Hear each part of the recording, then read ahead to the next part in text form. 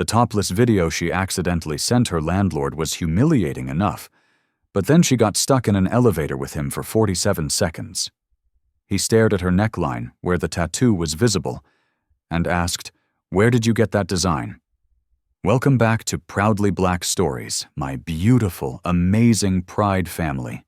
You all have been so supportive, and I promise to always try my best to give you the best stories as I learn and improve every day. If this is your first time coming across my video, do comment below where you're watching from, and hit subscribe to officially join the Pride family. Now, let's get into today's story.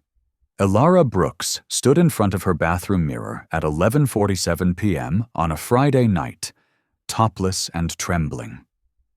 Not from cold, not from fear, from the pure, visceral rush of having finally done something she'd been too terrified to do for 3 years. The tattoo was still angry red, the skin around it tender and swollen.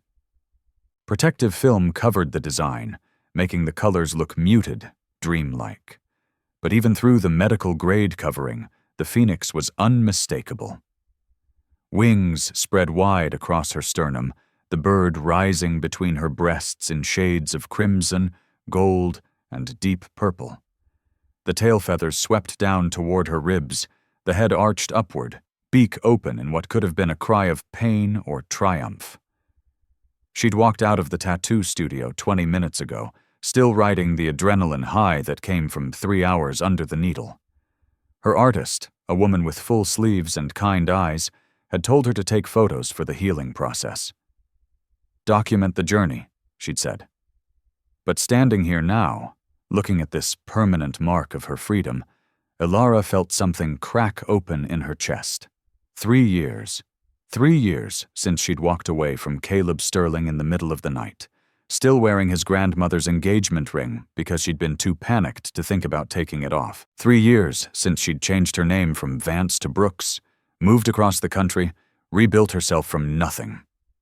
And this tattoo was supposed to be the final piece, the last act of reclamation. Her phone sat on the counter, and before she could second-guess herself, she picked it up and opened the camera. The video started recording.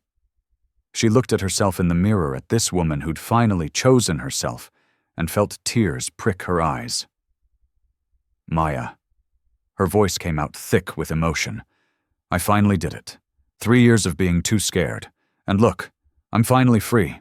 I'm finally me again." She laughed, the sound breaking slightly, and hit stop. Her finger hovered over her contacts, found sis, and sent the video before she could overthink it. The moment it delivered, satisfaction flooded through her. Maya was going to lose her mind. Her sister had been pushing her to get this tattoo for months. Ever since Elara had shown her the old sketch she'd been carrying around since 2016. Elara set the phone down and reached for her oversized shirt. That's when her phone buzzed already. Maya must have been awake. She glanced at the screen and her entire body went cold. The message hadn't gone to Maya. Read 11:47 p.m. Sat beneath the video preview, and above it the contact name that made her stomach drop through the floor. Billionaire Landlord. No, no, no, no! She'd saved his welcome email just yesterday. Julian Thorne, owner of the Onyx Spire, the ultra-luxury building she just moved into with her new job money and her fresh start dreams. She'd saved him as J. Thorne Landlord, and her phone had auto-suggested him instead of Maya. Elara grabbed the phone with shaking hands, desperately searching for an unsend button that didn't exist. She just sent a video of herself topless to a billionaire, to her landlord, to a man she'd never even met. The phone buzzed again. Her thumb hesitated over the notification before she finally horrifyingly opened it. "Welcome to the Onyx, Ms. Brooks. Beautiful choice. The phoenix suits you." Elara read it 3 times, then 4. Then she sat down on the closed toilet lid because her legs stopped working. "Beautiful choice. The phoenix suits you. Not wrong number. Not, Please don't send me inappropriate videos. Not, you're evicted for sexual harassment. He'd called it beautiful. He'd said it suited her, and he'd responded in under 30 seconds, which meant Julian Thorne, billionaire recluse, had been awake at nearly midnight and had seen her video immediately. Ilara pressed her hands to her face and made a sound somewhere between a laugh and a scream. She didn't sleep, obviously. She spent the next 7 hours drafting and deleting apology texts, each one more pathetic than the last. I'm so sorry that was meant for my sister. Sounded like a lie. Please disregard my previous message. Sounded like a corporate email. I'm mortified and will be moving out immediately. Sounded insane. By 7 a.m., she'd settled on saying nothing and simply dying of embarrassment. Then someone knocked on her door. Ilara, still in her oversized shirt and sleep shorts, peered through the peephole. A man in a courier uniform stood there holding an enormous arrangement of birds of paradise flowers. She opened the door. I think you have the wrong apartment. Ilara Brooks, 71A, he asked. That's me. But I didn't order anything. They're a gift. He handed her the arrangement and a small envelope, then disappeared down the hall before she could tip him. Ilara carried the explosion of orange and purple flowers inside, set them on her kitchen counter, and opened the envelope with trembling fingers. The cardstock was heavy, expensive. The handwriting was precise, masculine. Ms. Brooks, no apology necessary. We all deserve to celebrate our rebirths. I trust you're settling in well. Should you need anything, I'm in penthouse 72. The door is always open. Julian Thorne. She read it 6 times. No apology necessary. We all deserve to celebrate our rebirths. He understood. Somehow from a 60-second video, Julian Thorne had understood exactly what that tattoo meant. Her phone rang. Kiara Mendez's face filled the screen, her best friend's dark eyes bright with mischief, even over FaceTime. Tell me you're settled, Kiara said the moment Ilara answered. Tell me the Seattle penthouse is everything you dreamed. I did something insane last night. Kiara's eyebrows shot up. Good insane or bad insane? Because you're overdue for good insane. I got the tattoo, Kiara screamed. Literally screamed so loud Ilara had to pull the phone away from her ear. You did not. Let me see. Ilara angled the camera down, pulling her shirt aside to show the protected phoenix. Oh my God, Ilara, it's gorgeous. You finally did it. How do you feel? Terrified, free, and like I made a catastrophic mistake. The tattoo isn't a mistake. No, the tattoo is perfect. The mistake was accidentally sending a topless video of it to my landlord instead of Maya. Kiara went silent for 3 full seconds. Then I need you to repeat that, Ilara explained. The wrong contact, the immediate red receipt, the response. When she finished, Kiara looked like she might pass out. Wait, your landlord. Ilara. Who owns the Onyx Spire? Some billionaire named Julian Thorne. Why? Kiara's voice went up an octave. Julian Thorne built Thorne Industries from nothing after his family disowned him. He created encryption software that governments use. He's like American tech royalty. Ilara's stomach flipped. You're joking. I'm not. He's also insanely hot and a total recluse. Nobody's seen him in public for like 5 years. There was some scandal, but nobody knows what really happened. Kiara leaned closer to the camera. Ilara, you sent a topless video to one of the most powerful, mysterious men in Seattle, and he sent you flowers and called your tattoo beautiful. This is a nightmare. This is the start of a romance novel. What are you going to do? Hide in my apartment forever? Or, Kiara said slowly, you could go upstairs and thank him for the flowers. Absolutely not. He said his door is always open. Kiara, I can't just show up at a billionaire's penthouse because he sent me flowers after I accidentally flashed him. Why not? You've already seen each other naked. Emotionally speaking.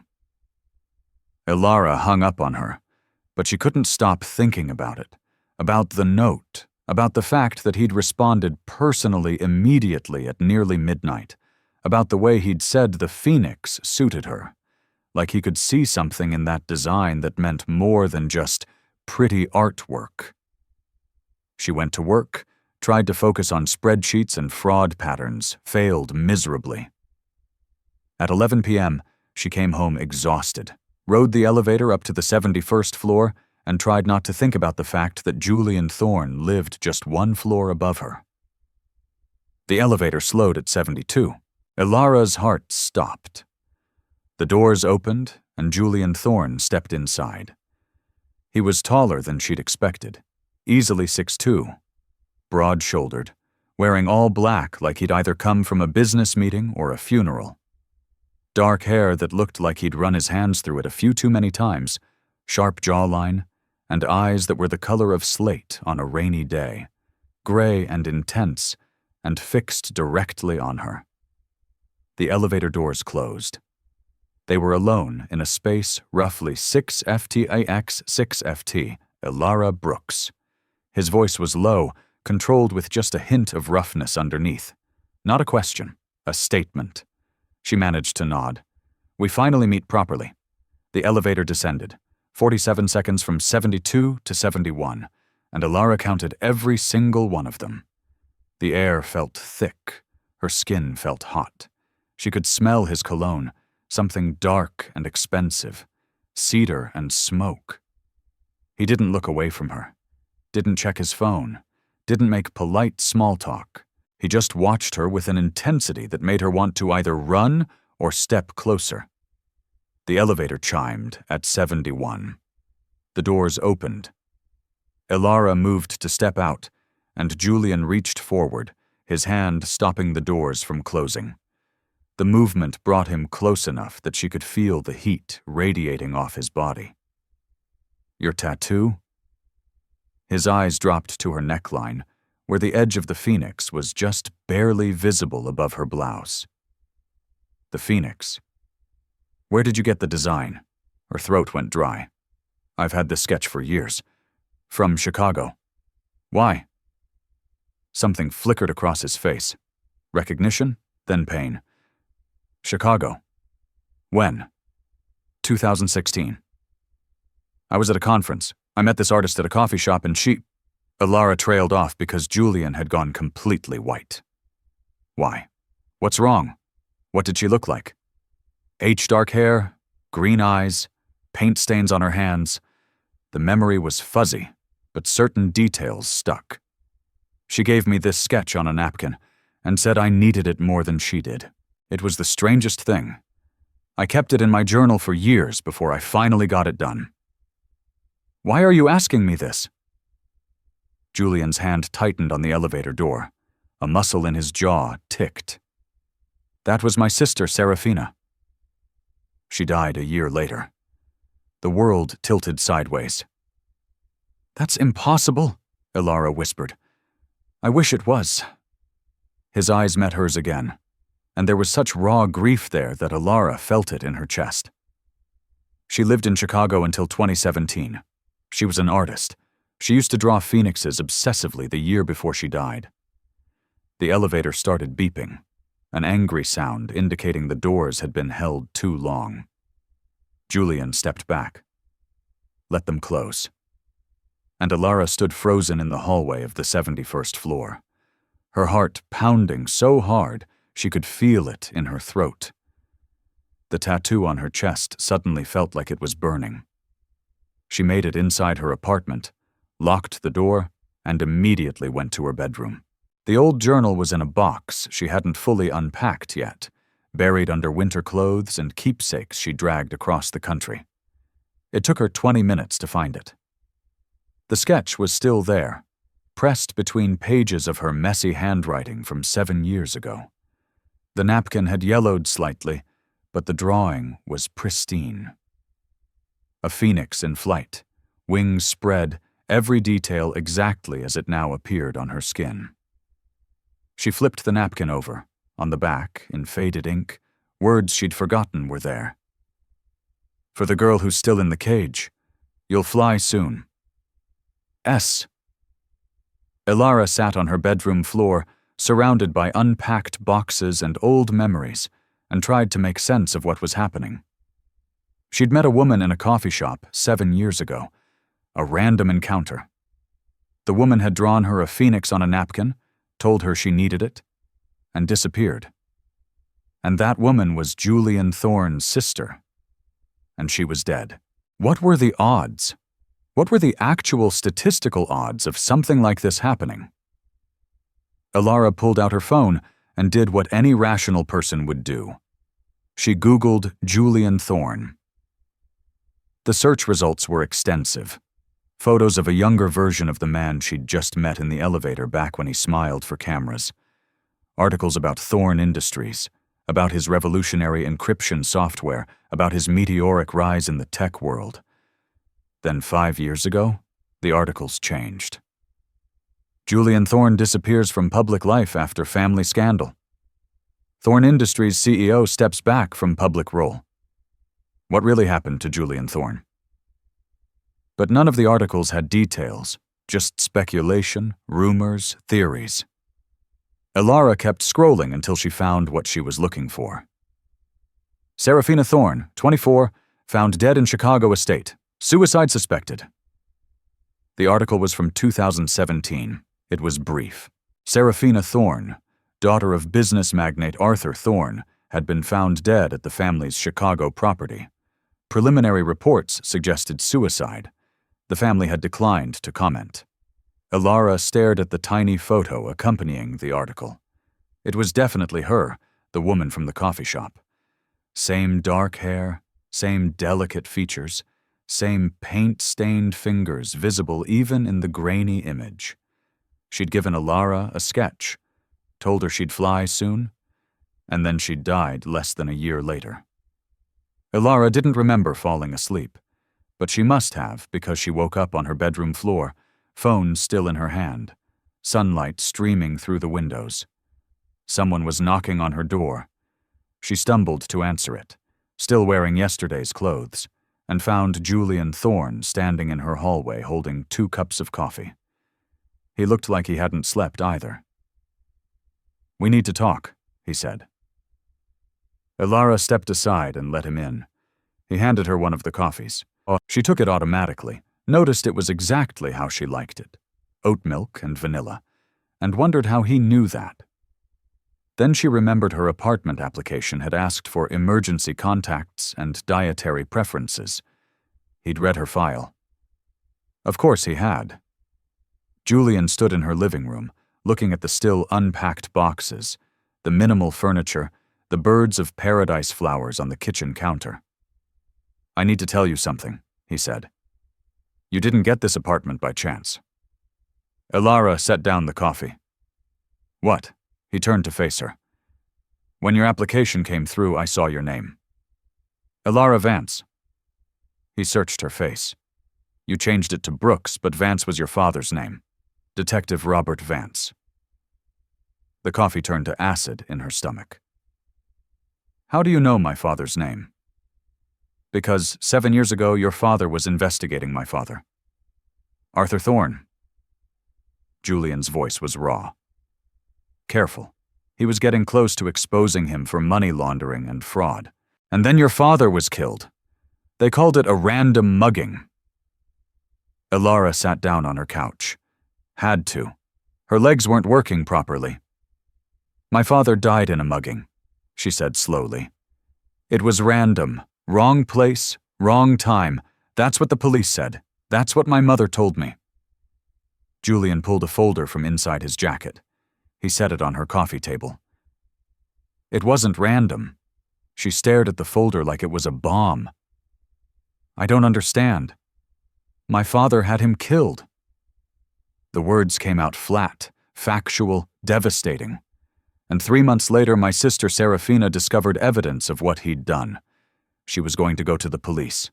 So he killed her too. Made it look like suicide. The room spun. Ilara pressed her hands to her face, trying to breathe, trying to think. When I saw your name on the apartment application, Julian continued, I looked into you. I saw you were a forensic accountant. I saw you changed your name, started over in Seattle. He paused. I arranged for you to get this apartment. Ilara's head snapped up. You what? The Onyx Spire has a 6-month waiting list, but I own the building. I can approve applications.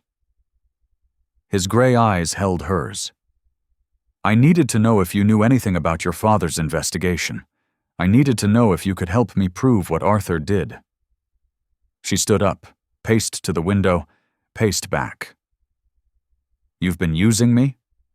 Yes. The honesty was brutal. Since when? She demanded. Since you applied. Since you moved in. Since your application crossed my desk 3 months ago. 3 months. He'd been planning this for 3 months. You manipulated me into living here so you could… What? Pump me for information about my dead father. At first, yes.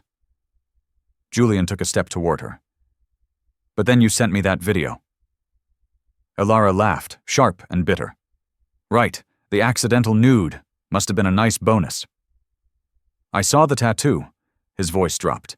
The exact design Serafina created. And I realized she'd met you. She'd given you that drawing. Do you know what that means? That your sister drew a pretty picture? My sister had visions sometimes. Julian moved closer, his intensity filling the space between them. Premonitions. She told me once she'd met someone who was connected to everything, someone who would help bring the truth to light. He looked at Ilara like she was the answer to a question he'd been asking for 7 years. I think that person was you. That's insane. Is it? You're a forensic accountant. Your father was investigating Arthur. You're living in my building. You have my dead sister's design permanently marked on your body. He was close enough now that Ilara had to tilt her head back to look at him. Nothing about this is coincidence. So what? You think your sister orchestrated this from beyond the grave? That she drew me a phoenix 7 years ago knowing I'd end up here helping you? I think Serafina knew she was going to die. I think she knew someone would need to finish what she started. His hand lifted, hesitated, then gently touched the edge of Ilara's collar where the phoenix was hidden beneath fabric. And I think she chose you. Ilara should have stepped back, should have told him to leave, should have called a lawyer or the police or anyone. Instead, she stood frozen as Julian's fingers brushed her collarbone, as his eyes dropped to where the tattoo began. I want to see it, he said quietly. The whole thing, please. It was the please that did it, the raw need in his voice. Ilara's hands went to the buttons of her shirt. She undid them slowly, watching his face. His eyes never left hers, even as she pulled the fabric aside to reveal the phoenix in full. The protective film was gone now. The tattoo was healing, the colors vivid against her pale skin. Julian's breath caught. His hand hovered over the design, not quite touching. It's exactly how she drew it, he whispered. Every detail, Ilara. Ilara's voice came out rough. If what you're saying is true, if your father killed mine and made it look random, if he killed your sister? She swallowed hard. Why am I here? Why did you really bring me to this building? His eyes lifted to hers. Because I've spent 7 years trying to prove Arthur Thorne is a murderer, and I've failed. Every lead goes cold, every witness disappears, every piece of evidence gets buried. His jaw clenched. And then you walked into my life with my sister's final message written on your skin. So yes, I manipulated you. I used you because I'm desperate and I'm out of options and you're the first real lead I've had in years. That's messed up, I know. You should have told me the truth from the start. Would you have believed me? Would you have helped me? Ilara thought about it. If a billionaire stranger had told her 3 months ago that her father was murdered as part of a conspiracy, she would have thought he was insane. No, she admitted. So, I lied. Julian stepped back, giving her space. I'm not a good man, Ilara. I'm the son of a monster, and I've done terrible things trying to take him down. I brought you here under false pretenses. I invaded your privacy. I manipulated you into living one floor below me so I could keep tabs on you. He met her eyes. But I'm telling you the truth now, and I'm asking for your help. She should have said no, should have packed her things and left, should have run as far from Julian Thorne and his murdered sister and his criminal father as possible. Instead, she asked, "What do you need me to do?" They spent the next week going through everything. Julian had files on top of files. 7 years of investigation into Arthur Thorne's business dealings, shell corporations, suspicious transactions, witnesses who disappeared, and at the center of it all, the deaths of Detective Robert Vance and Serafina Thorne. Ilara sat on the floor of Julian's penthouse, surrounded by evidence, and felt something shift inside her. Her father hadn't died randomly. He died a hero. He died trying to expose a criminal. "The police report on my father," she said, holding up a file. "It says he was killed in a mugging gone wrong, wallet taken, no witnesses, convenient." Julian said he was sitting across from her close enough that their knees almost touched. Arthur's specialty. Make it look random. Make it look like bad luck. And Serafina, his face went carefully blank, jumped from the balcony of our family's Chicago estate. Depression, breakdown. That was the official story. But you don't believe it. Serafina was terrified the week before she died. She told me she'd found something. Evidence of everything Arthur had done. She was going to take it to the police. Julian's hands clenched. I told her to wait, to let me handle it. I was in Seattle building my company. I told her I'd come to Chicago in a few days and we'd go together. And she didn't wait. She died 3 days later. His voice cracked. If I'd gone sooner, if I'd just listened to how scared she was. Ilara reached out without thinking and covered his hand with hers. It's not your fault, isn't it? I was her older brother. I should have protected her. You couldn't have known. I should have. He turned his hand over, lacing his fingers through hers. That's why I need to finish this. For her and for your father. They stayed like that, hands linked, surrounded by evidence of death and corruption. I'm working on a case right now, Ilara said slowly. For my firm, the Sterling Cross Holdings fraud investigation. Julian went very still. What did you just say? Sterling Cross Holdings? They're being investigated for fraud, money laundering. My firm was hired to do the forensic accounting. She looked up. Why? He was already moving, pulling up files on his laptop. What's the parent company? Sterling Cross has to be owned by someone. Ilara pulled out her phone, accessed the confidential files she probably shouldn't have had on her personal device. It's listed as, oh my God. What? Thorne Dynasty Group. The laptop screen showed the same connection. Sterling Cross Holdings, owned by Thorne Dynasty Group, which was Arthur Thorne's original company. You've been investigating my father, Julian breathed. For 3 months, and you didn't even know it. Ilara's mind raced. Who hired my firm? The client is listed as anonymous, but there has to be a record. She made a call, pulled strings, used her access to dig into files she definitely shouldn't have been accessing. 15 minutes later, she had a name. Gideon Voss, she said. Does that mean anything to you? Julian's expression was complicated. That's my private investigator. I hired him 5 years ago. So, he's the one who hired my firm to investigate Sterling Cross, which means he knew about the connection to your father, which means he manipulated you into this case the same way I manipulated you into this building. Julian laughed, but there was no humor in it. We're all using you, Ilara. I'm sorry. She should have been angry, should have felt violated. Instead, she felt something else. Clarity. Stop apologizing, she said. You gave me a purpose, a chance to get justice for my father. Yes, you manipulated me. Yes, it's messed up. But I'm not some helpless victim. She stood up, started pacing through the evidence. I'm a forensic accountant. This is what I do.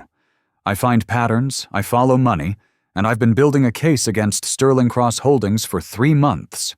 How solid is it?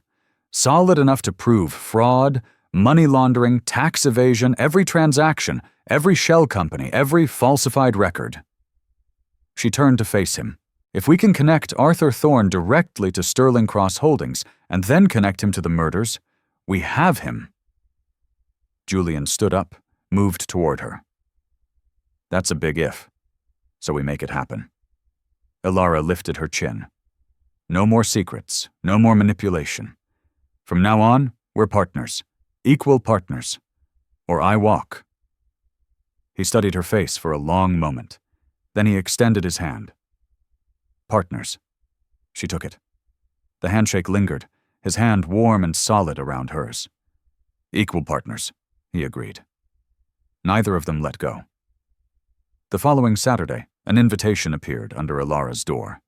Heavy cardstock, formal script. The Onyx Spire Annual Residence Gala, 8 p.m., Penthouse 72, black tie. Your presence is specifically requested. J. Kiara showed up with 3 dresses and a makeup kit. I don't even know if I should go, Ilara protested. Are you insane? The mysterious billionaire specifically requested your presence at a black tie event in his penthouse. You're going. Kiara held up a black silk gown with a plunging neckline. And you're wearing this. That's too much. That's perfect. The phoenix will be visible. You'll be devastating. He won't be able to look away. This isn't about seducing him, Kiara. We're working together to take down his criminal father. Oh, so you're spending every evening in his penthouse going through files. And that's purely professional. Ilara felt her face heat. Yes. Ilara, come on. The man sent you flowers. He touches you every chance he gets. He looks at you like you're the answer to every question he's ever asked. He's grieving his sister. He's obsessed with justice. He's obsessed with you. Kiara pushed the dress into her hands. Wear the dress. Let yourself feel something. You've been locked down since Caleb. At the mention of her ex, Ilara flinched. Caleb was a mistake. Caleb was a controlling jerk who spent 3 years making you feel small. Julian is the opposite of that. Julian is morally gray at best. He manipulated me, and he told you the truth. He's giving you justice for your father. He's letting you be an equal partner. Kiara's voice softened. When was the last time a man treated you like an equal? Never, Ilara realized. Caleb had treated her like a possession. Before Caleb, there had been a series of forgettable relationships with men who wanted her to be smaller, quieter, easier. Julian wanted her sharp, wanted her smart, wanted her exactly as she was. Fine, Ilara said. I'll wear the dress. At 8 p.m. exactly, Ilara stepped off the elevator into Penthouse 72. She'd been here a dozen times over the past week, but always in jeans and sweaters, surrounded by files and coffee cups. This was different. The entire penthouse had been transformed. Floor-to-ceiling windows showcased Seattle's glittering skyline. A string quartet played in the corner. 50 residents mingled, all of them dripping in wealth and designer labels. And Julian found her within 30 seconds. He materialized at her side, devastatingly handsome in a black tuxedo, and handed her a glass of champagne without a word. His eyes dropped to her neckline. To the phoenix. You wore it, he said quietly. The dress, Kiara picked it out. I meant the tattoo. You made sure it was visible. Ilara felt heat creep up her neck. I thought that was the point. Serafina gave me this design. I should honor that. Dance with me. It wasn't a question. He took the champagne from her hand, set both glasses on a passing tray, and led her to the makeshift dance floor. His hand settled on the small of her back, burning through the silk. Her hand went to his shoulder. They fit together perfectly. "Everyone's staring?" Ilara murmured. "Let them," he pulled her closer. "You're the most beautiful woman in the room. I'd stare too." "You're biased." "I'm honest." His thumb traced small circles against her back. "How are you feeling about everything we discussed? You mean about the fact that my entire life has been shaped by a murder I didn't know was a murder? Or about the fact that I'm working with the son of my father's killer to take down a criminal empire?" "Either. Both." Ilara looked up at him, really looked at the shadows under his eyes, the tension in his jaw, the way he held himself like he was carrying the weight of 7 years of grief and guilt. "I'm angry," she said honestly, "at your father, at the universe, at the fact that my dad died trying to do the right thing and nobody even knew he was a hero. He was, and now I get to finish what he started." She let herself lean into Julian slightly. "So, I guess I'm also grateful to you for telling me the truth, even though you manipulated me into your apartment." "Even though," she paused. "Can I ask you something?" "Anything." "Why did you really respond to my video that night? You could have ignored it, could have just pretended it never happened." Julian's hand tightened on her back. "You want the honest answer?" "Always."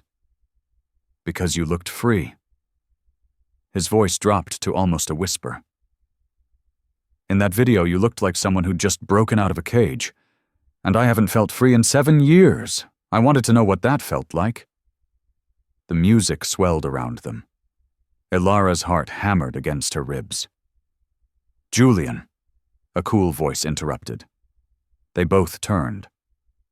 A woman approached, stunning in a white gown that probably cost more than Ilara's car, ice blonde hair, calculating blue eyes, smile sharp enough to cut. Bianca Rossi. Ilara had seen her around the building, hard to miss someone who looked like she'd stepped out of a fashion magazine. "You must be the new tenant everyone's whispering about." Bianca's eyes ran over Ilara, lingering on the phoenix tattoo with barely concealed distaste. "I'm Bianca. Julian and I are business partners." "Just business partners," Julian said, his voice cooler than Ilara had ever heard it.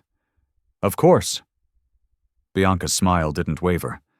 Though we've known each other for years, since before Julian became quite so reclusive, she turned her attention back to Ilara.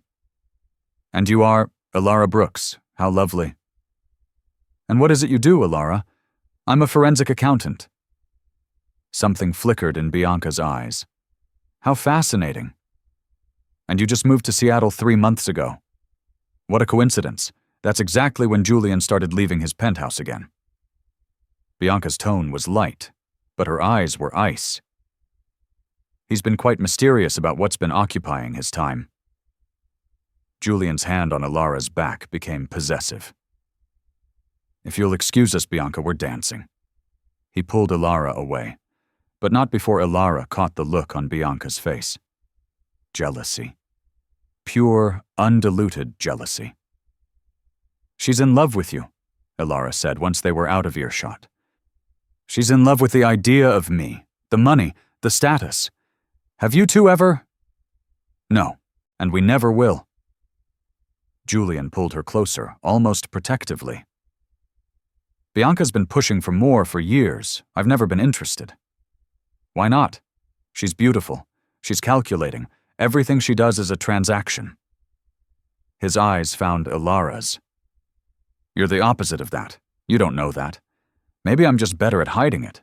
You sent me a topless video by accident and then tried to apologize 17 times. You're terrible at hiding things." Ilara laughed despite herself. "Fair point." They danced for another song, then another, and Ilara let herself pretend, just for a moment, that this was simple, that she was just a woman dancing with a devastatingly attractive man at a fancy party, that there was no murder investigation, no dead father, no criminal conspiracy. But reality crashed back in when they finally left the dance floor, and Julian leaned close to whisper, "I need to show you something. Come with me." He led her through the penthouse, past the other guests, into his private study. He closed the door behind them, and the sounds of the party became muted. The study was all dark wood and leather chairs. But what caught Ilara's attention was the painting on the wall. A phoenix, identical to her tattoo, watercolor on canvas, the colors vibrant even after all these years. "Serafina painted this," Julian said, "the year before she died. She told me it was meant for someone specific, someone she'd never met but knew needed it." Ilara walked toward the painting, transfixed. "She gave me the sketch version in Chicago." "I know, which means she met you, recognized you as the person this was meant for, and gave you a copy." Julian stood beside her. "What did you two talk about that day in the coffee shop?" Ilara tried to remember. It had been 7 years ago, a random afternoon during a boring conference. "I was upset," she said slowly. "I'd just gotten off the phone with Caleb, my boyfriend at the time. He was angry that I'd gone to Chicago without him, told me I was being selfish, that I should have stayed home." Julian's jaw clenched, but he stayed quiet. "I was sitting alone, and this woman sat down across from me. Just started talking. Asked if I was okay." Ilara touched the edge of the painting's frame. "I told her I was fine. She said I was lying, that she could see the cage I was in, even if I couldn't see it yet." "What else?" "She asked me what I'd do if I were free, what I'd choose for myself." Ilara's voice went quiet. "I told her I'd get a tattoo, something permanent, something that proved I could make my own choices." And she drew the phoenix right there on a napkin. "Did she say anything else?" "She told me to keep it, that one day I'd need it more than I needed anything else, that it would remind me I was stronger than the ashes." Ilara turned to look at Julian. Then she left. I never even got her full name. Julian was staring at her with an expression she couldn't read. She knew. Somehow Serafina knew you'd escape Caleb. Knew you'd need that reminder. Knew you'd end up here. That's impossible. Is it? He stepped closer. My sister had a gift. She saw things, connections, futures. Our father called it nonsense. I called it intuition, but Serafina always knew. So what? She had a vision that I'd help you take down Arthur? Maybe. Or maybe she just knew you'd need to remember you could fly.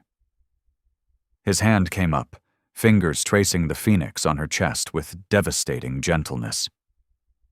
And maybe she knew I'd need someone who understood what it meant to rise from ashes. Ilara's breath caught. Julian's fingers were warm against her skin, tracing the lines of the tattoo with something like reverence. This is complicated, she whispered. I know you manipulated me into living here. I did. You're using me to take down your father. Yes. I should hate you for that. You should. His hands spread flat against her sternum over the phoenix's heart. Do you? Ilara looked up at him. At this morally gray, manipulative, grief-stricken man who dragged her into his 7-year quest for vengeance, who'd lied to her and used her, and still somehow made her feel more seen than anyone else ever had. No, she admitted. I don't hate you. What do you feel? She could lie, could pull away, could maintain the professional distance that had been crumbling all week. Instead, she said, I feel like your sister knew exactly what she was doing when she gave me this design. Julian's eyes darkened. Ilara. And I feel like maybe being manipulated into your orbit was the best thing that's ever happened to me. He kissed her, or she kissed him. Later, Ilara wouldn't be able to say who moved first. All she knew was that one moment they were standing there, tension crackling between them, and the next his mouth was on hers, and her hands were in his hair, and nothing else existed. He kissed like he did everything else, intense, focused, completely consuming. His hand slid from her chest to her waist, pulling her flush against him, his other hand tangled in her hair, tilting her head to deepen the kiss. Elara made a sound that should have been embarrassing, but she didn't care. She'd been fighting this pull between them all week, fighting the way her heart raced when he was near, fighting the way his touch set her on fire. She was done fighting. Julian backed her against his desk, his body solid and warm against hers. The kiss turned desperate. His hand slid down her thigh, bunching the silk of her dress. "We shouldn't." Elara gasped against his mouth. "I know. There are 50 people outside that door. I don't care." He kissed her throat, teeth scraping against sensitive skin. "Tell me to stop." She should. This was reckless, complicated. They were supposed to be partners, equals, not whatever this was. But when his mouth found the edge of her tattoo, kissing along the phoenix's wings, Elara forgot every reason why this was a bad idea. "Don't stop," she whispered. A sharp knock on the study door shattered the moment. Julian pulled back, breathing hard. Elara tried to straighten her dress with shaking hands. "What?" Julian's voice was rough. "Mr. Thorne, there's a situation." A man's voice, calm and professional. "You need to come out here." Julian closed his eyes, jaw clenched. Then he looked at Elara. "We're not done." "I know." He kissed her once more, quick and possessive, then opened the door. Gideon Voss stood there, 40-ish, sharp-eyed, wearing an expensive suit, the private investigator Elara had only spoken to on the phone. "Sorry to interrupt," Gideon said, though his expression suggested he wasn't sorry at all. "But we have a problem. Downstairs, a visitor for Ms. Brooks." Elara's stomach dropped. "Who?" "He says his name is Caleb Sterling. Claims he's your fiancé." The world stopped. "Caleb? Here in Seattle? In her building?" "That's impossible," Elara whispered. But Gideon's expression said it was very, very possible. Julian's hand found hers, squeezed once. "It's okay. We'll handle this." "You don't understand. Caleb doesn't just show up. He plans, he manipulates. If he's here, it's because Arthur sent him," Gideon finished grimly. "I've been running background checks. Caleb Sterling has been on Arthur Thorne's payroll for the past 5 years. The room spun. 5 years. Which meant Caleb had been working for Arthur when they met, when he proposed, when he spent 3 years controlling every aspect of her life. "He was watching me," Elara said, "the whole time. Arthur sent him to make sure I never looked into my father's death." Julian's expression went dangerous. "Where is he?" "Lobby. The concierge called me before letting him up." "Good." Julian pulled out his phone. "I'm calling security to remove him." "No." Elara's voice was steady even though her hands were shaking. "I'll talk to him. Absolutely not." "Julian, if Caleb is here on Arthur's orders, that means Arthur knows I'm investigating Sterling Cross, which means we're running out of time." She looked at Gideon. "Do you have surveillance recording equipment?" Gideon smiled slowly. "Always." "Then wire me up. Let Caleb say whatever he came to say. Maybe he'll slip up. Give us something we can use." "Or he'll threaten you," Julian said. "Probably. But I'm not afraid of Caleb anymore." Elara touched her tattoo, felt the raised lines under her fingers. "I already flew away from him once. He doesn't get to cage me again." Julian looked at her for a long moment. Then, reluctantly, he nodded. "We do this my way. You're wired. Gideon and I are listening to everything, and if he so much as touches you, I'm coming down there. Deal." 20 minutes later, Elara stepped off the elevator into the lobby, wearing a wire under her dress and carrying the weight of 7 years of manipulation. Caleb stood by the windows, looking exactly as she remembered. Tall, Handsome in that polished corporate way, expensive suit, perfect hair. The kind of man who looked trustworthy right up until he destroyed you. He turned when he heard her heels on the marble floor. His smile was slow, predatory. "Hello, Ilara." She kept her distance. "How did you find me? You really thought you could hide? A name change and a move across the country?" He laughed. "I've known where you were for 2 years. I just didn't have a reason to collect you until now." Collect? Like she was a possession he'd misplaced. "What do you want, Caleb?" "What I've always wanted. You compliant, quiet, useful." He moved closer. "You look good, by the way. Freedom suits you, though that tattoo is exactly as trashy as I imagined it would be." Ilara's hand went automatically to her chest. Caleb's eyes followed the movement, darkening. "You actually got that ridiculous design, the one you kept going on about. It's not ridiculous. It means something. It means you're desperate for attention." His tone turned sharp. "But we can fix that. You're going to come back with me. We're going to get that monstrosity removed, and you're going to stop this investigation into Sterling Cross Holdings?" There it was. Confirmation that Arthur knew. "And if I refuse?" Ilara asked. "Then I tell your firm about the ring you stole, the family heirloom you pawned for drug money." "I didn't use it for drugs." "No one will care. Your career will be over, and then, tragically, you'll have an accident." Caleb stepped close enough that she could smell his cologne. Still the same scent. It made her stomach turn. "Just like your father did." Rage ignited in Ilara's chest. "You're threatening to kill me." "I'm delivering a message from Arthur Thorne. Stop investigating. Stop helping Julian or people you love start disappearing." His hand shot out, grabbed her wrist. "Starting with that sister of yours, Maya." He was threatening Maya. Ilara yanked her arm back. "Let go of me." "Not until you understand how serious this is. Arthur doesn't make idle threats. Your father learned that. Serafina Thorne learned that." Caleb's grip tightened. "You can learn it the easy way or the hard way." The elevator dinged. Julian stepped out, and the look on his face was murder. Caleb immediately released Ilara's wrist and stepped back, his expression shifting to something polite and innocuous.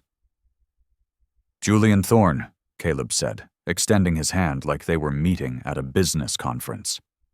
"I'm Caleb Sterling, Ilara's fiancé." Ilara opened the mouth to correct Caleb, to tell Julian this was a lie. But something in Julian's expression stopped her. His eyes met hers for just a fraction of a second, and she saw the calculation there. He wanted her to play along, to see what Caleb would reveal. So instead of denying it, Ilara stayed silent. Julian ignored Caleb's extended hand entirely. "Congratulations! I wasn't aware Ilara was engaged." His voice was pure ice.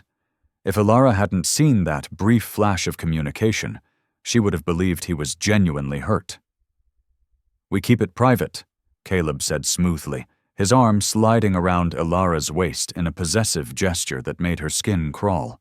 She forced herself not to flinch away. "Long distance has been difficult, but now that I'm in Seattle for business, we can finally be together again." "How fortunate." Julian's eyes stayed locked on Ilara's face. "And what business brings you to Seattle, Mr. Sterling?" "Consulting work. Confidential, I'm afraid." Caleb's hand tightened on Ilara's hip. "But I'm hoping to convince my fiancée to take some time off. She's been working too hard. All those late nights going through files, building cases. It's exhausting." The threat was clear. He knew exactly what she'd been doing. "I'm sure Ms. Brooks can make her own decisions about her workload," Julian said. "Of course, though she does have a tendency to get in over her head." "Don't you, darling?" Caleb looked down at Ilara, his smile warm for anyone watching, but his eyes cold. Remember what happened last time you took on too much? You had that breakdown, had to take 3 months off work. Ilara had never had a breakdown. Caleb was manufacturing a history, planting seeds of doubt about her credibility. I don't remember that, she said quietly. The mind protects us from traumatic memories. Caleb's voice was so gentle, so concerned. It's one of the reasons I worry about you taking on these complex investigations. The stress can be triggering. Julian took a step forward. I think you should leave. I think I should take my fiancé home. Caleb's arm became a cage around Ilara. We have a lot to discuss in private. Ilara stays here. That's not your decision to make. The testosterone in the lobby was suffocating. Ilara felt like a bone being fought over by 2 dogs, and she was done with it.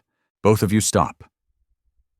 She pushed away from Caleb, put space between herself and both men. Caleb, we're not engaged. We haven't been together for 3 years. You need to leave.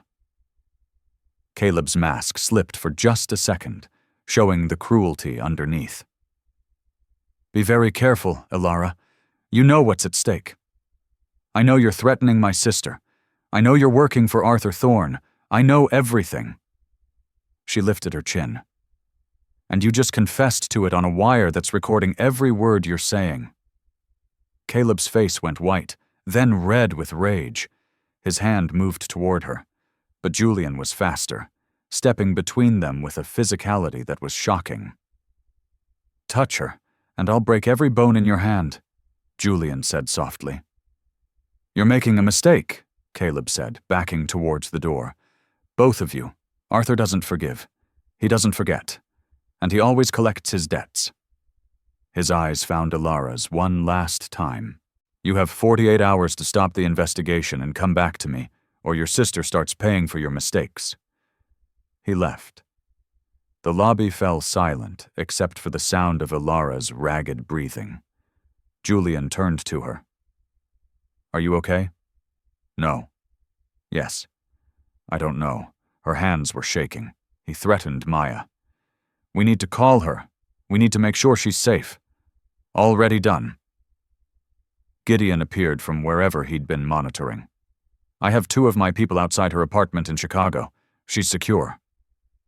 Ilara felt her knees go weak with relief.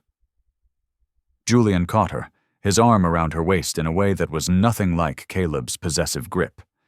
This was steadying, supportive. The recording? Julian asked. Gideon got everything. Threats against Ilara, threats against Maya, confirmation that he's working for Arthur, admission of knowledge about your father's death. Gideon smiled grimly. It's enough to bring Caleb in for questioning at minimum. It's not enough to prove Arthur ordered the murders, Ilara said. Caleb didn't explicitly say Arthur killed my father or Serafina, just that they learned lessons.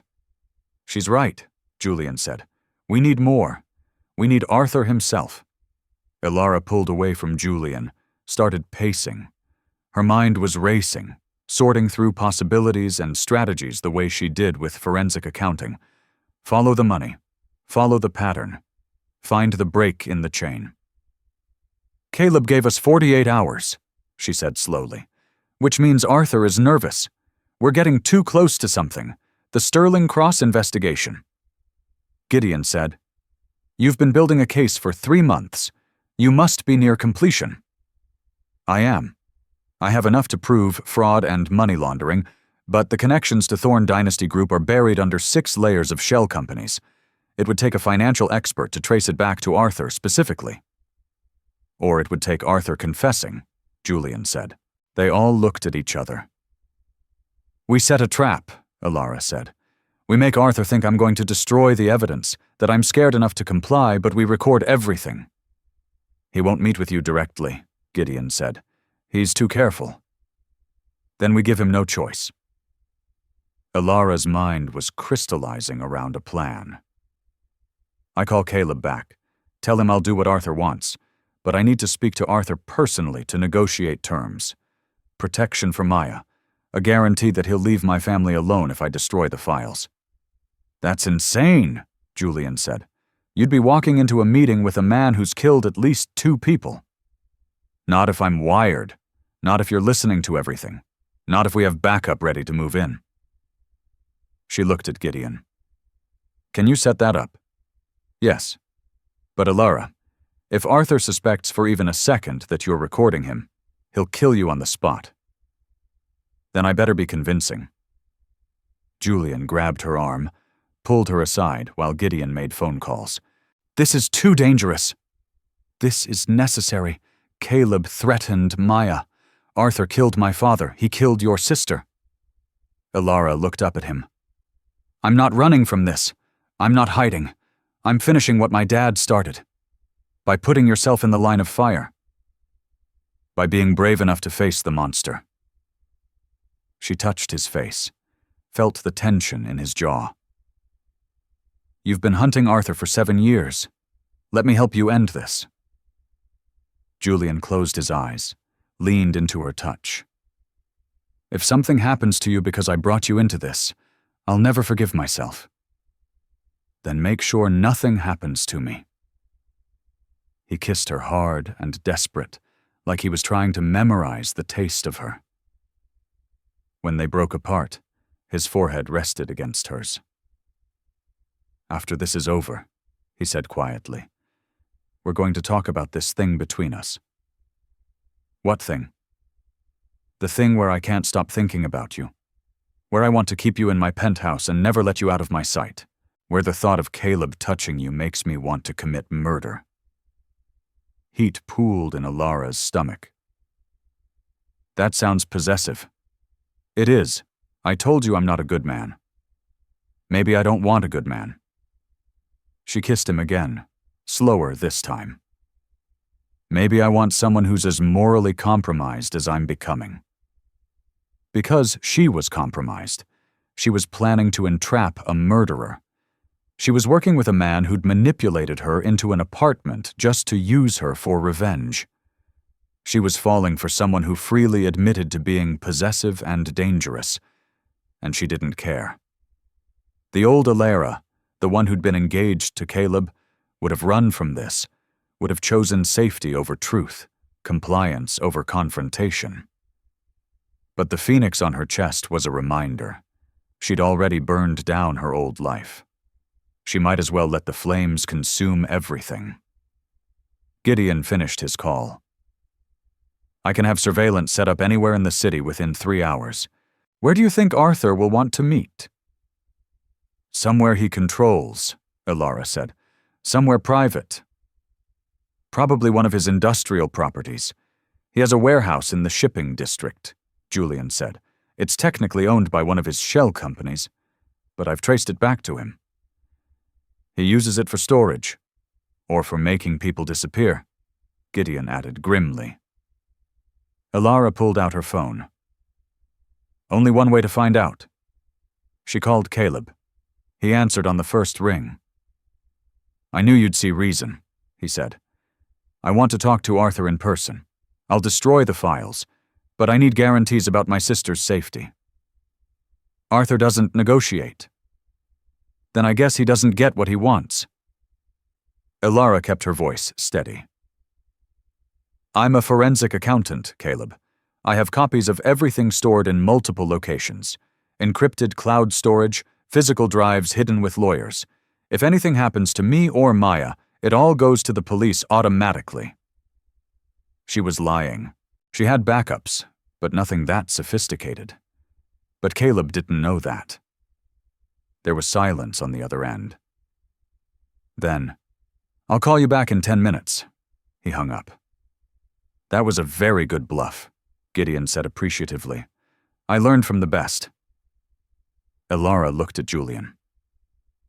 You've been playing chess with Arthur for 7 years. I'm just following your strategy. My strategy has failed for 7 years. Because you've been playing alone. Now you have a partner. Julian pulled her close, kissed the top of her head. The gesture was so tender it made Alara's chest ache. Her phone rang. Caleb.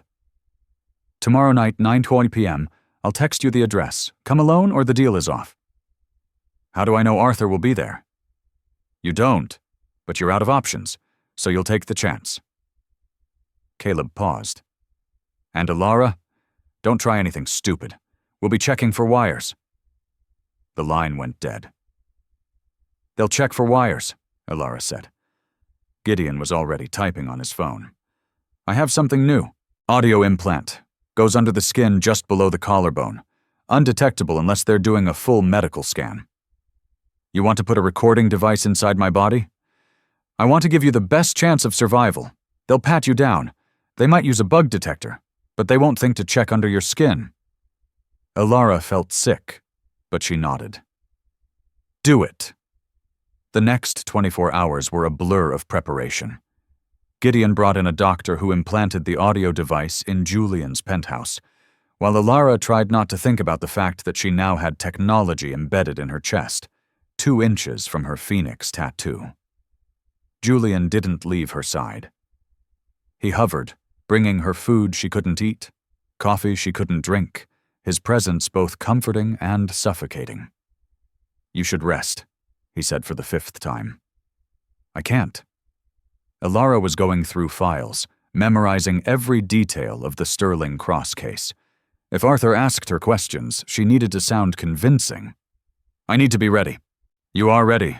You've been ready since the moment you agreed to this insane plan. It's not insane. It's necessary. Julian sat down next to her on the couch, took the files from her hands. Alara, look at me. She did. His gray eyes were storm dark, filled with something she was afraid to name.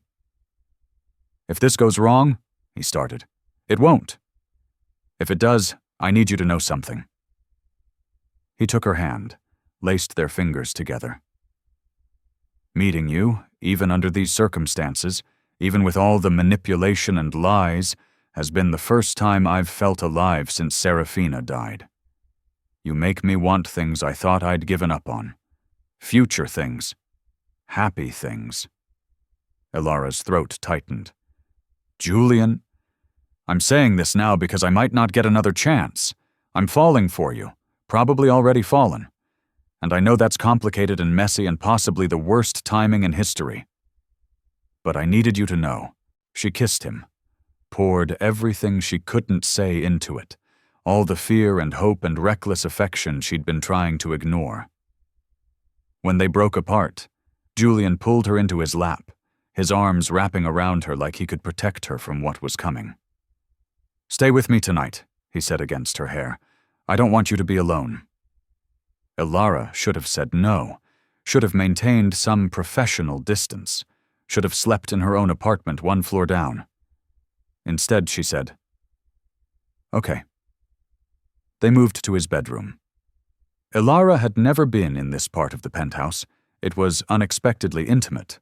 Books on the nightstand, a photograph of a young Serafina on the dresser, evidence of a life lived, not just a showpiece for wealthy guests. Julian gave her one of his shirts to sleep in. It swallowed her, the hem hitting mid-thigh, the sleeves dangling past her fingertips. He changed in the bathroom, came out wearing only sleep pants, and Alara's mouth went dry. She'd known he was fit. But seeing him shirtless was different. Broad shoulders, defined chest and abs, a few scars that suggested his path to billionaire status, hadn't been entirely smooth. His eyes tracked over her in his shirt with an intensity that made her shiver.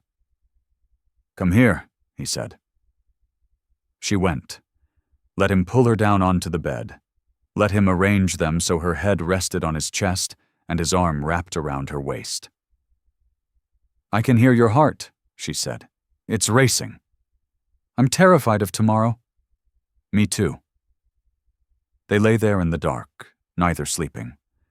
Alara traced idle patterns on his chest, felt the steady rise and fall of his breathing. Can I ask you something? She said quietly. Anything. That night you responded to my video. You said the Phoenix suited me. How did you know? You didn't know me at all. Julian was quiet for a moment. I saw the look on your face, the joy, the relief, the freedom. His hand found the edge of the shirt, slipped underneath to rest on her hip, skin to skin. And I thought, that's what Serafina wanted, for someone to feel that free, to choose themselves. Do you think she knew we'd end up here? Like this? I think Serafina believed in fate, in signs, in the universe putting the right people in each other's paths. He pulled her closer. I think she saw you that day in Chicago and knew you were important. Maybe not why or how, but she knew. Alara tilted her head up, found his mouth in the darkness. The kiss was slow, exploratory, different from the desperate ones they'd shared before. Julian's hand on her hip tightened, pulled her more fully on top of him. She could feel every hard line of his body through the thin layers of clothing between them. We should sleep, he murmured against her lips, even as his hands slid up her back, taking the shirt with them. We should, she agreed, kissing along his jaw to his throat. Tomorrow is going to be dangerous. Very dangerous. Her teeth scraped his pulse point, and he made a low sound that went straight through her. Alara. Her name was a warning and a plea. She sat up, straddling his hips, and pulled the shirt over her head. The room was dark, but enough moonlight came through the windows that he could see her. See the phoenix spread across her chest, wings stretching toward her shoulders. Julian's hands came up to trace the tattoo, following the lines with reverence. You're so beautiful it hurts to look at you, he said roughly. Then don't look. Alara leaned down, her hair falling around them like a curtain. Feel instead. He did. His hands mapped every inch of her skin like he was memorizing her, the curve of her waist, the dip of her spine, the sensitive spot just below her ribs that made her gasp.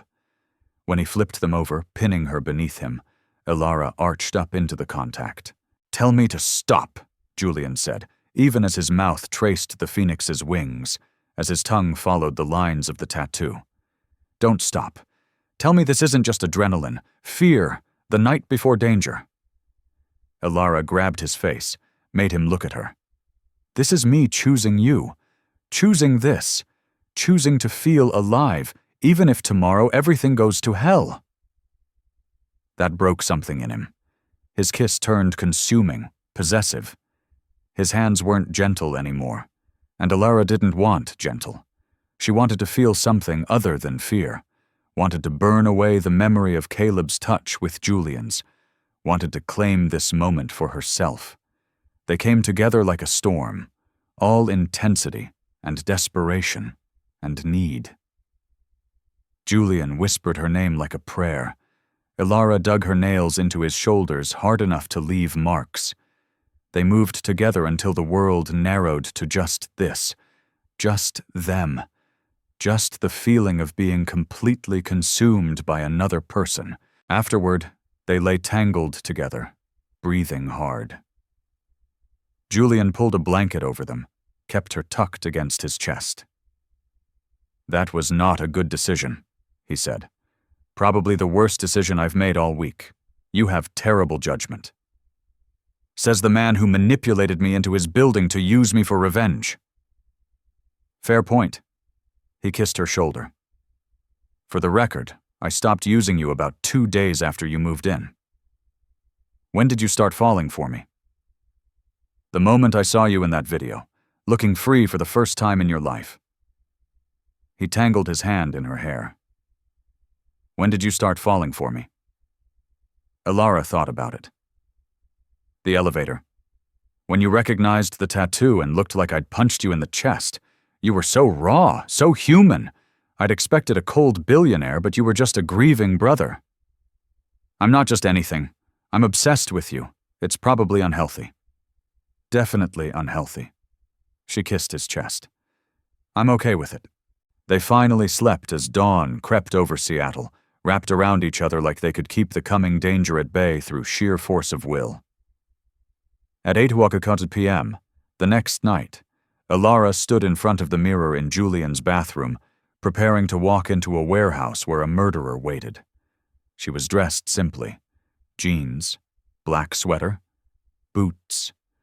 The audio implant under her skin was supposedly undetectable, but she still felt hyper-aware of it. Julian came up behind her, his reflection joining hers in the mirror. "You don't have to do this," he said. "Yes, I do, Julian. If anything happens to you, if Arthur so much as threatens you, the whole plan is off. Gideon has people positioned around the warehouse.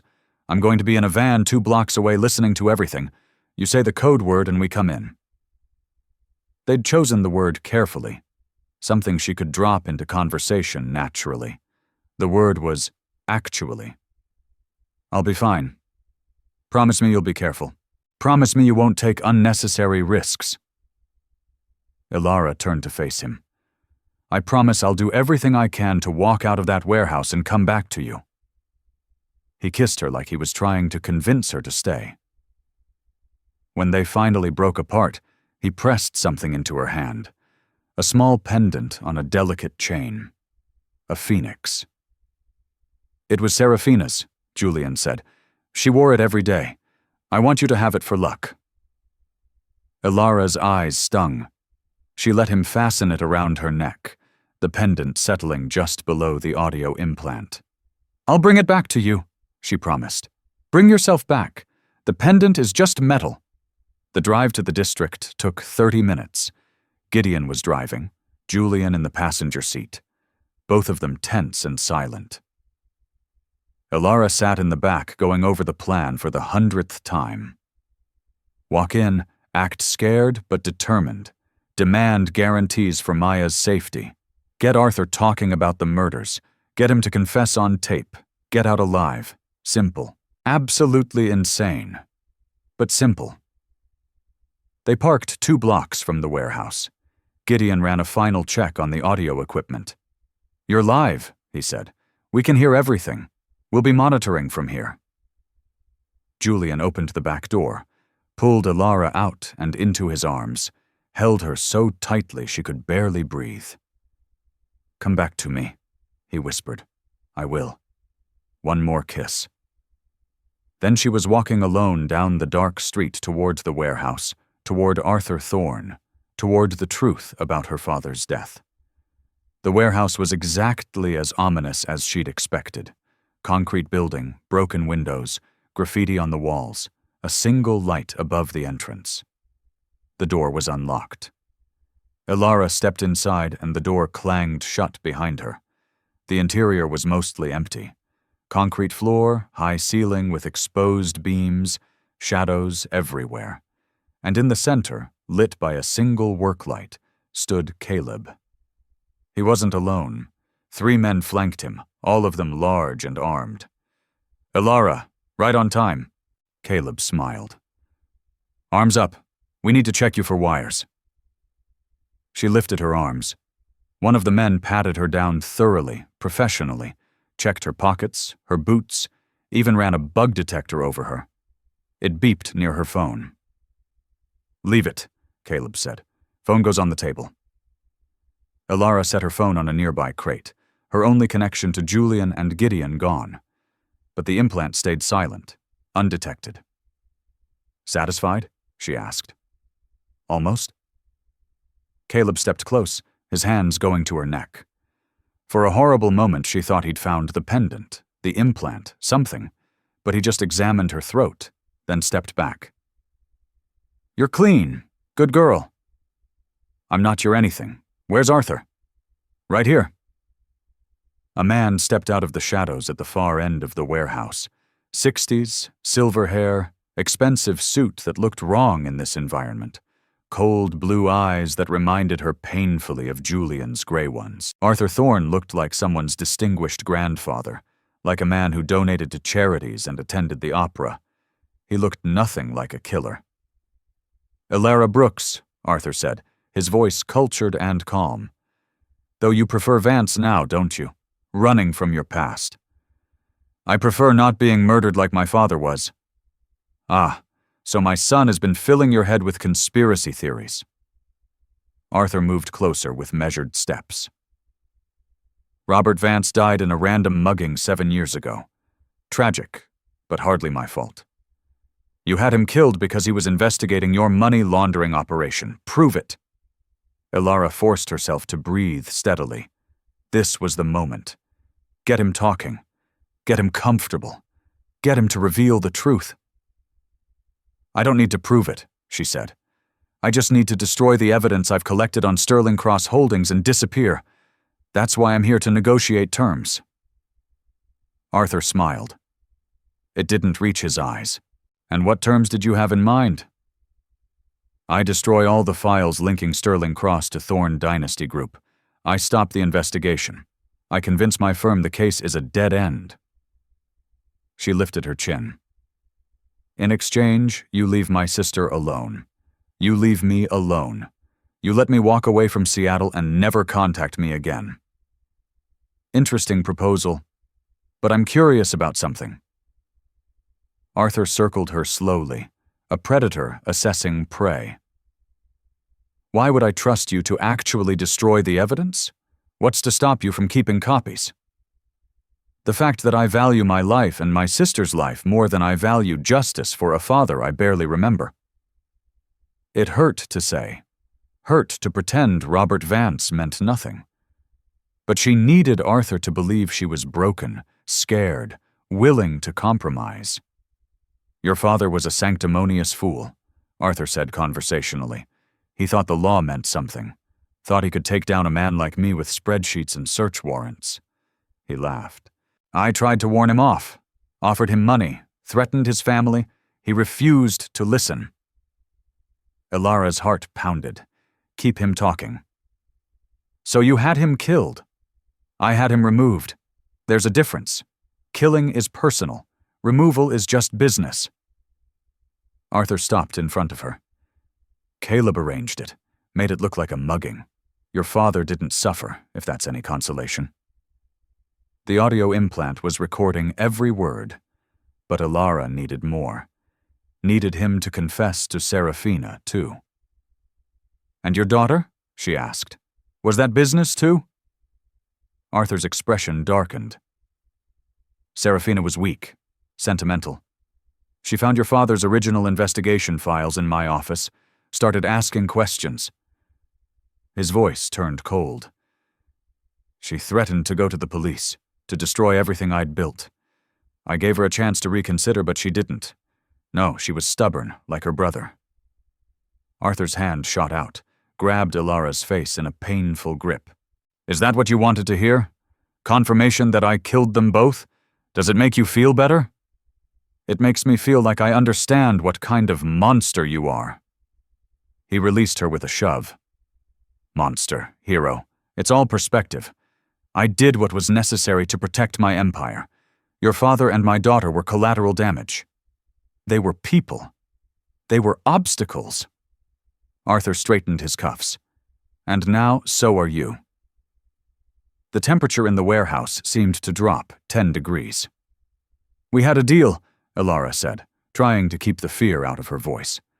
"We had a negotiation. I never agreed to anything." Arthur nodded to Caleb. "Take her to the back. Make it look like an accident. Maybe a fall from a great height, like Serafina. Poetic, don't you think?" The man grabbed Ilara's arm. She struggled, fought, but he was twice her size and trained for this. She was being dragged toward the back of the warehouse, toward whatever method of execution Arthur had planned, when the lights went out. Complete darkness. Someone shouted. A gunshot rang out, deafening in the enclosed space. Ilara dropped to the ground, covering her head. More gunshots, voices yelling, the sound of a door being breached. Then lights, blinding tactical lights from what seemed like dozens of sources. "Police! Everyone on the ground, now!" Officers flooded the warehouse from every direction. Ilara looked up to see Caleb being tackled, Arthur being surrounded, his men dropping their weapons and surrendering. And standing in the doorway, backlit like an avenging angel, was Julian.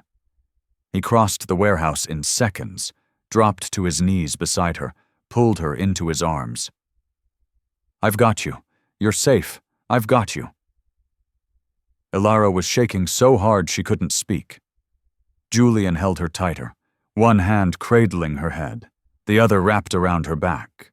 "The signal jammer," she finally managed. "You couldn't hear me. We heard everything until you walked in. Then the audio cut out." His voice was rough. "We knew something was wrong. Gideon had thermal imaging on the building. We saw them move you toward the back, and we breached early." Arthur confessed. "To everything.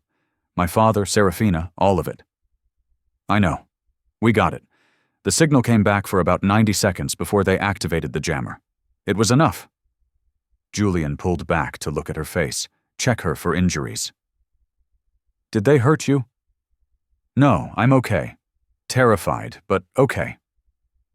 A woman in a tactical vest approached. "Ms. Brooks, I'm Detective Miller. We need to get your statement, but are you injured? Do you need medical attention?" "I'm fine. The audio implant we recovered from the preliminary recording is going to be crucial evidence. You were incredibly brave." Brave? Ilara didn't feel brave.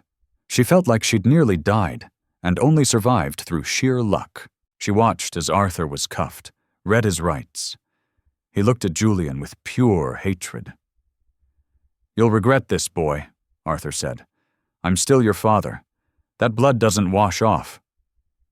"No," Julian said quietly, his arm still around Ilara.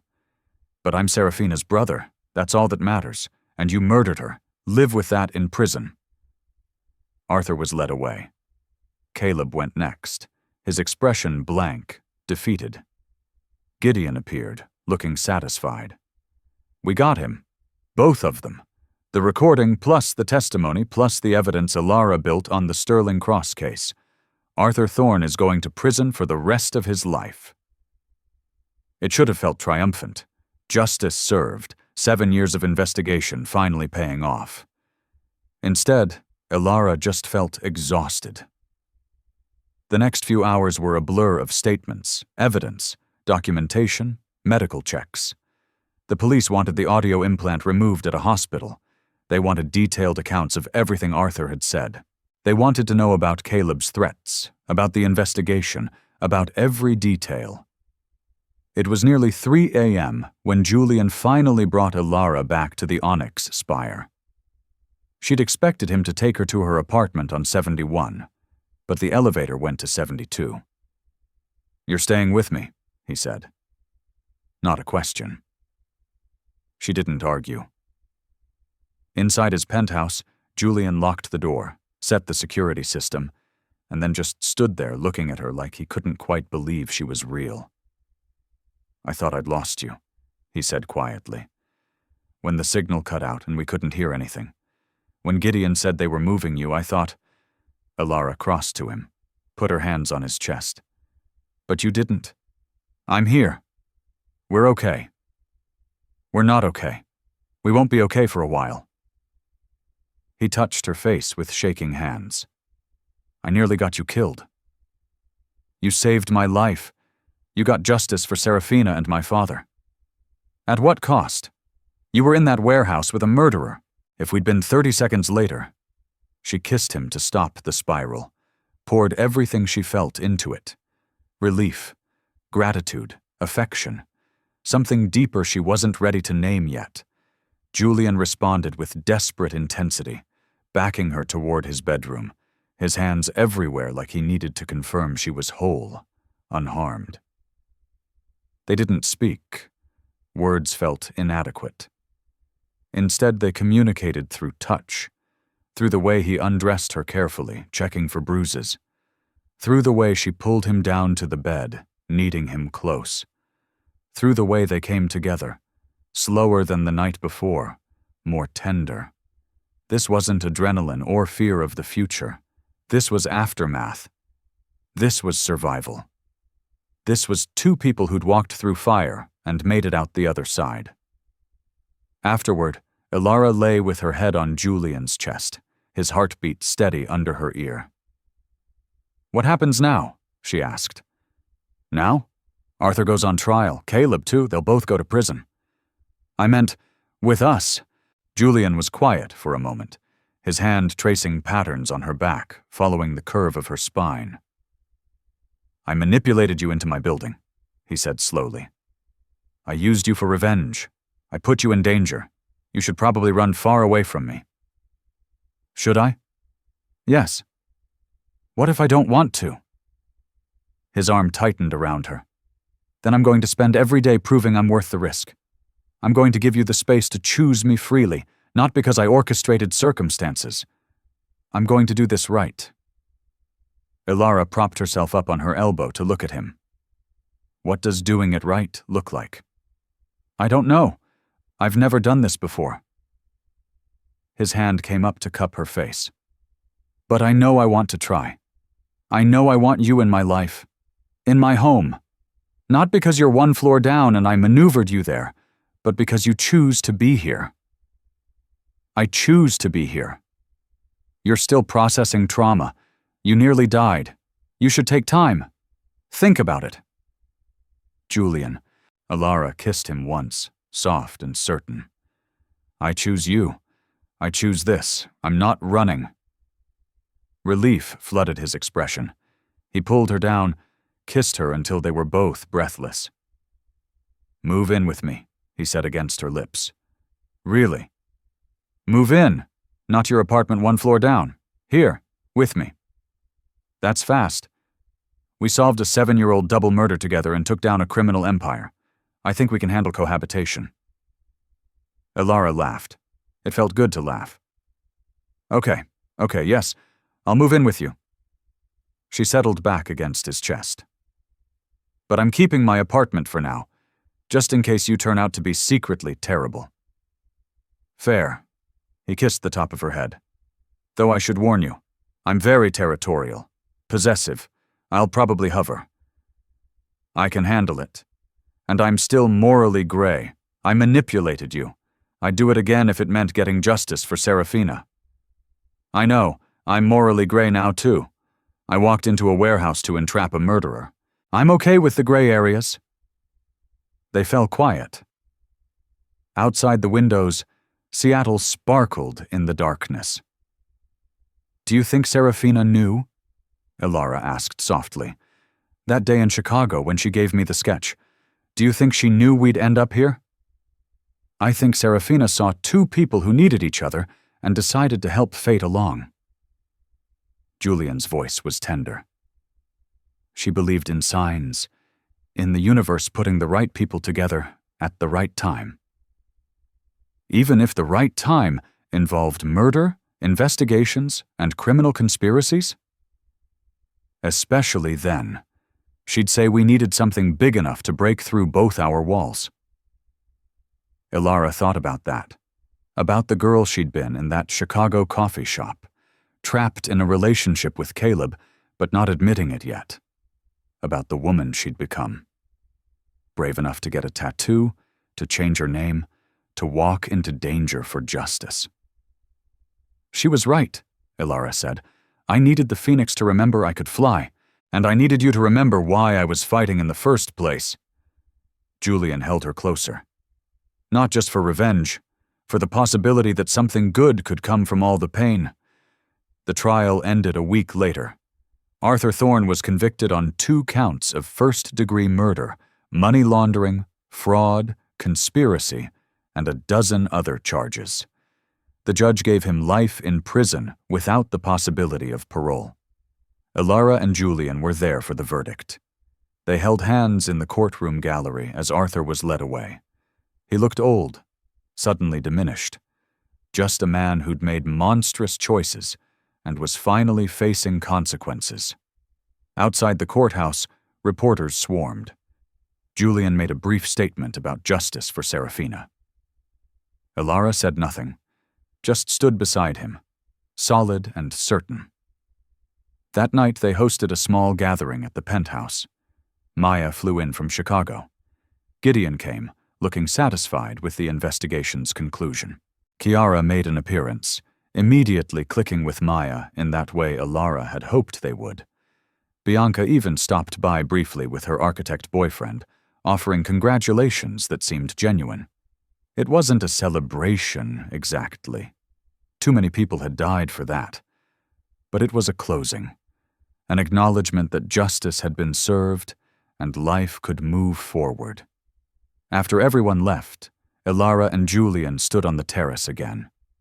It had become their spot, the place where they processed and planned and just existed together. "What do we do now?" Ilara asked. "Now that the quest is over, the villain is defeated. Justice is served. Now we live." Julian pulled her against his chest. "We build something that isn't about revenge or the past. We choose happiness." "I don't know if I remember how to be just happy. Not fighting anything." "Then we'll learn together." He turned her to face him. "I want the boring stuff with you, Ilara. Grocery shopping and arguing about what to watch on TV. And waking up in the middle of the night because you stole all the blankets." "I don't steal blankets." "You absolutely do. You're a blanket thief and a terrible cook, and you leave coffee cups everywhere." His smile was tender. "And I love every chaotic thing about you." Ilara laughed, feeling lighter than she had in months. "You're not exactly perfect either. You're controlling and possessive, and you alphabetize your books." "Alphabetizing is logical. Alphabetizing is insane." They were both grinning now, foreheads pressed together.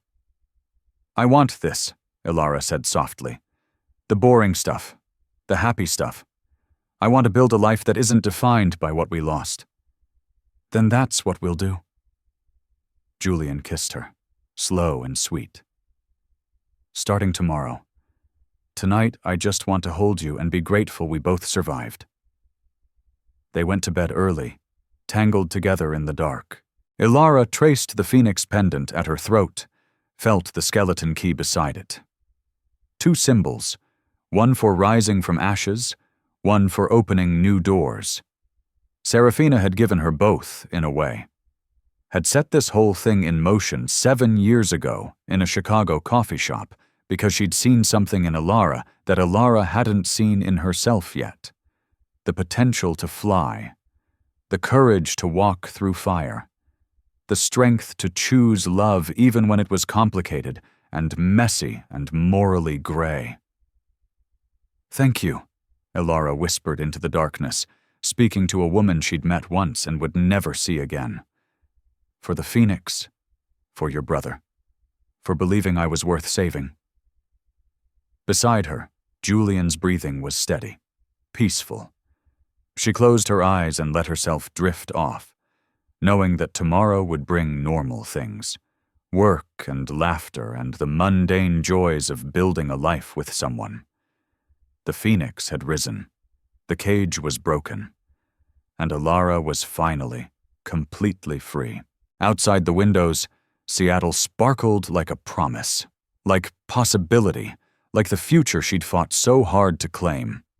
And somewhere, Ilara chose to believe, her father and Serafina were watching, knowing their deaths hadn't been in vain, knowing the people they'd left behind had found each other and chosen to build something beautiful from all the broken pieces. The wrong text message to the wrong contact, the right tattoo at the right time, the perfect amount of chaos to break down walls and let love in. It had all led here, to this moment, to this man, to this life, and Ilara wouldn't change a single thing. The end. Moral lesson. Sometimes the most painful chapters of our lives are not just endings, but the necessary fire required for us to be reborn. We often view our traumas and accidental mistakes as burdens, but as Ilara and Julian discovered, the universe has a way of weaving our broken threads into a tapestry of justice and connection. The deepest lesson here is that you cannot find true freedom until you are brave enough to reclaim your own narrative. Freedom isn't just the absence of a cage, it is the courage to fly toward a truth that others tried to bury. When we choose to rise, not in spite of our ashes but because of them, we finally become the people we were always meant to be. Take care of yourself, and I'll see you in my next story.